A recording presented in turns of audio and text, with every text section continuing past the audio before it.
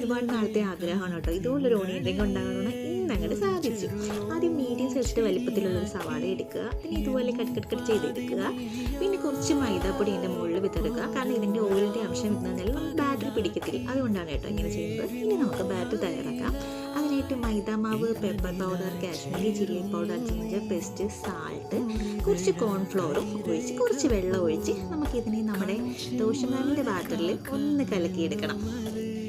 ഇതിലേക്ക് നമ്മൾ ഈ കട്ട് ചെയ്ത് വെച്ചേക്കുന്ന ഓണിയൻ റിങ് നന്നായിട്ട് പുരട്ടി ബ്രെഡ് ക്രംസിൽ മുക്കി നമുക്ക് മീഡിയം ഫ്ലെയിമിൽ വെച്ചേക്കുന്ന ഓയിലിൽ തിരിച്ച് മറിച്ച് വിട്ട് ഒന്ന് ഫ്രൈ ചെയ്തെടുത്ത് കഴിഞ്ഞാൽ നമ്മുടെ നല്ല ക്രിസ്പി ആയിട്ടുള്ള നല്ല ടേസ്റ്റി ആയിട്ടുള്ള ഓണിയൻ റിങ് റെഡി ആയിട്ടുണ്ട്. നല്ല ടേസ്റ്റാണ്, വെറുതെ പറയുന്നതല്ല. അപ്പോൾ മസ്റ്റ് ട്രൈ ആണ്.